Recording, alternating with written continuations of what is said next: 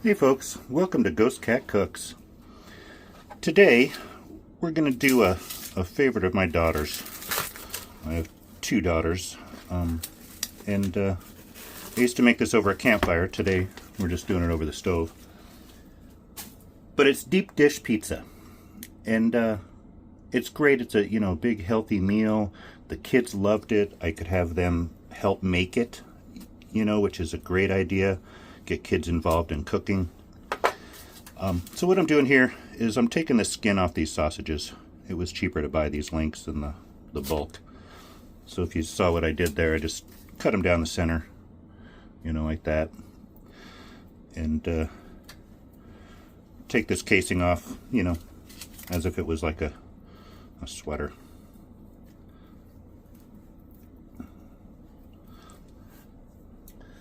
So we'll get all those cleaned up. I'll do the rest of those off camera. Get them in the skillet here, and I'll be back when this is all browned. So we're not quite browned yet, but I wanted to come back and show you. I'm just breaking this up into chunks. Whatever size you think is good for your family. Doesn't matter, as long as they, cook nice and even. So what we're doing topping-wise, we're going to do pepperoni and sausage, and we're also going to do peppers, onions, and black olives. So with a deep dish pizza, the name suggests it's deep, so you'll need a lot more toppings. So I'm going to use this whole thing of pepperoni. It says it's 5 ounces.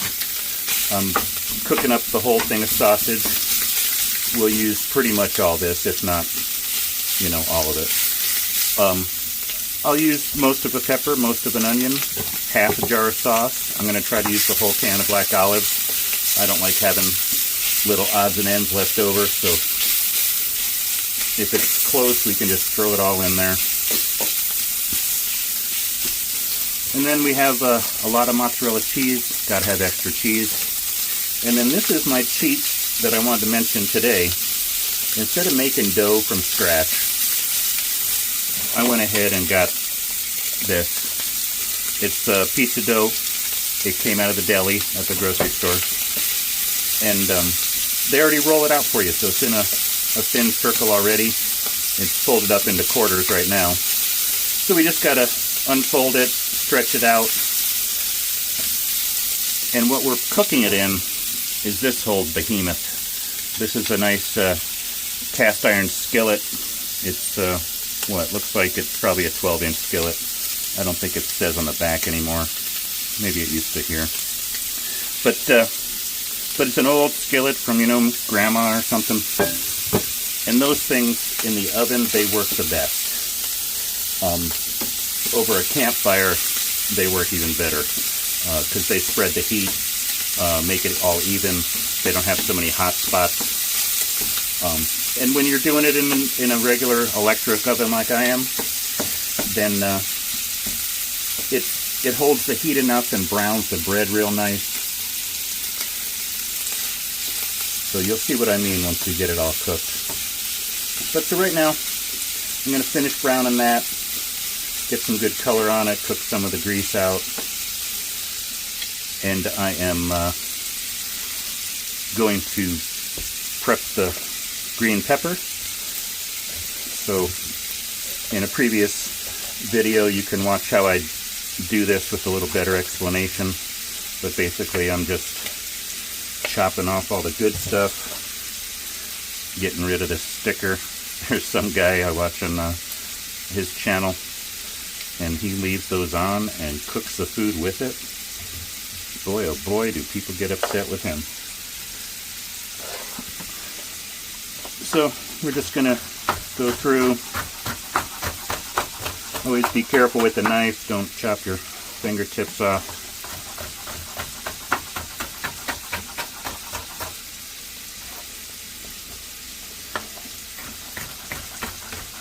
I don't know if I'm going to use all these green peppers. I'm going to try.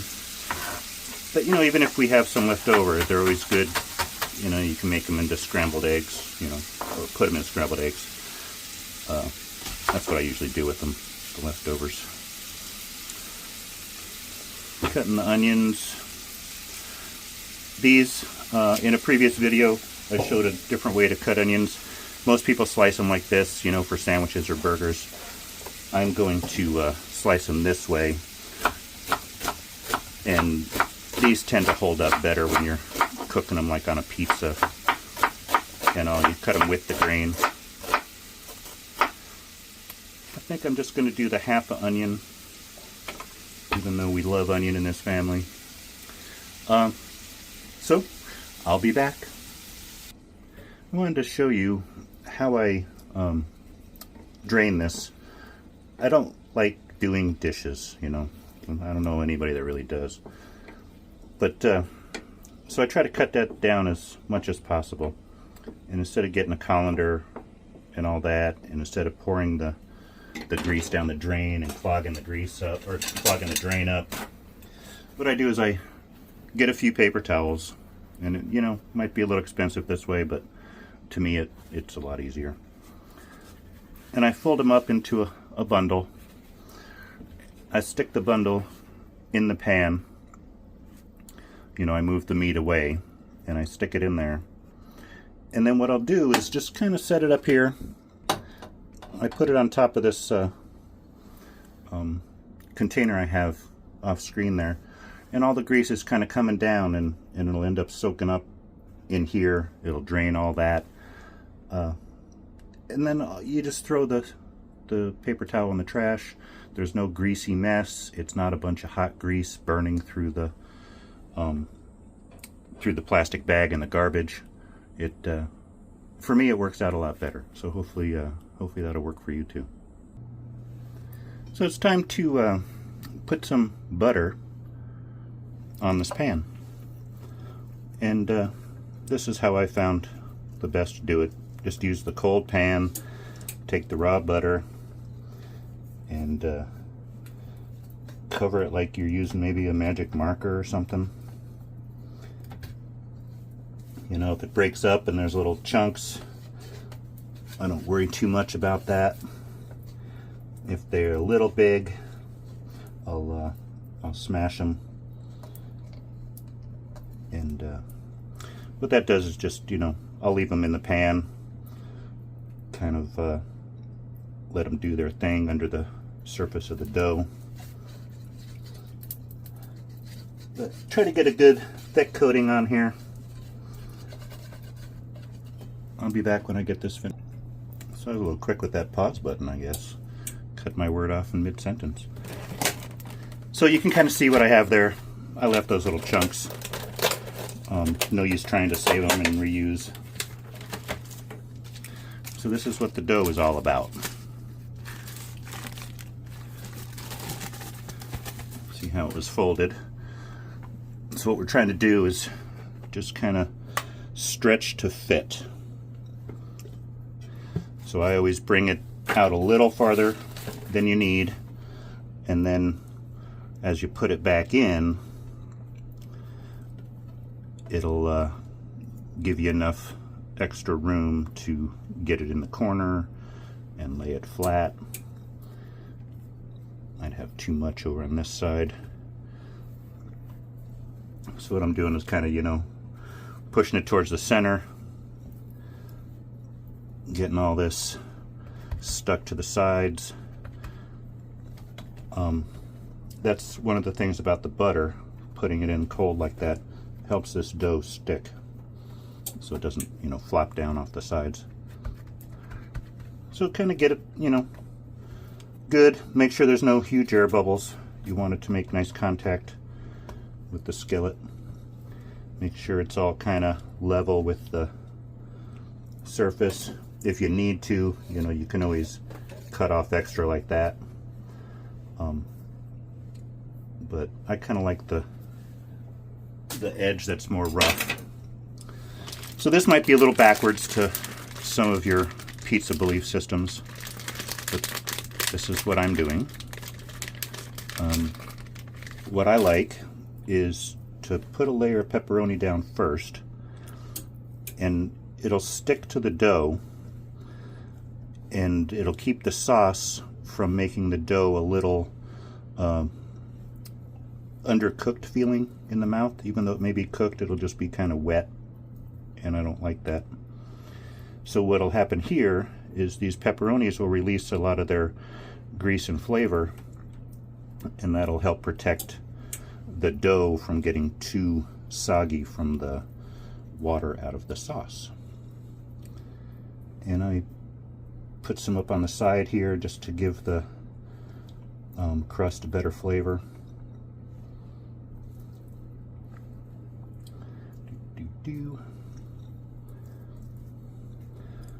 And, you know, also my family and I just adore pepperoni. So I'll finish that and I'll be right back. So you can see how they're up on the sides, covered the middle, just making sure they're kind of stuck to the dough. Now, pizza sauce, you know, they sell it in the jars. That's what I'm opening here. It's convenient. And I really haven't found one that I prefer better than the other. This is a store brand. Just happens to be Publix this time. But deep dish pizza, we're trying to use up a lot of stuff because, you know, we need the extra volume to fill up this crust. So with this, again, I'm trying to pull it up on the sides to give the sides a little more flavor, so they're not just naked crust that everybody throws away, you know. I want to have them enjoy my crust, have it full of flavor.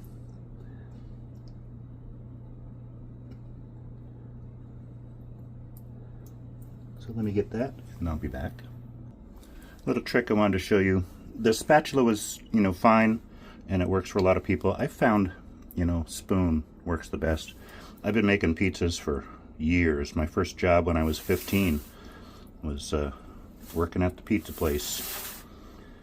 And then I managed a pizza place in a small town for 5 years or so until it sold. Another thing I learned, and this was at the first job, was pizzas cooked towards the center. You know, the heat goes from the outside and cooks towards the center. So it tends to push everything in towards the center. So the best thing to do is put a little less stuff in the center. So I always pull some of the sauce away and, you know, put more cheese around the outside. I'll show you all that later. But this will make it so that center piece also doesn't get too soggy. Soggy pizza is not one of my favorites. So we have the pepperoni down. We have the the sauce down. I like all my meat under the cheese. So now you can see how this soaked up all the grease. And we'll dump this stuff in. We're just going to use it all because it is a deep dish pizza. We do need the volume of toppings. So we're just going to spread this nice even coating. Again, a little less in the middle, a little more around the edges.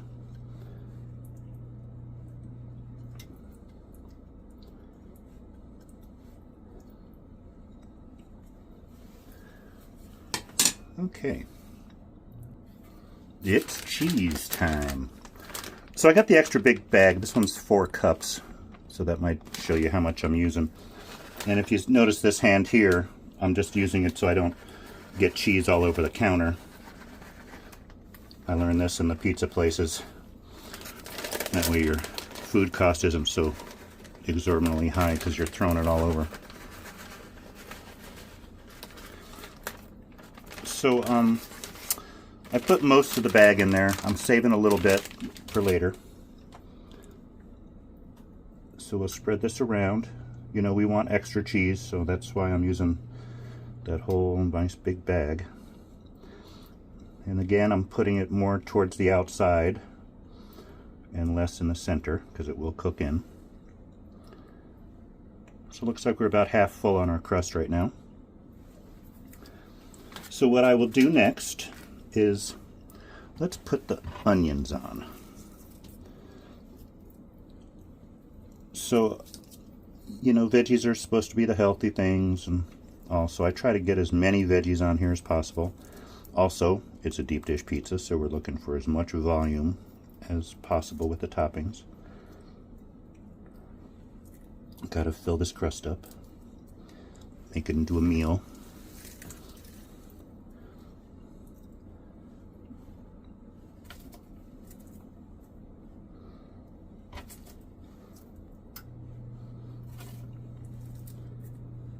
Okay, so again, you see how I put more towards the outside, and you know, the surface, it kind of goes down now.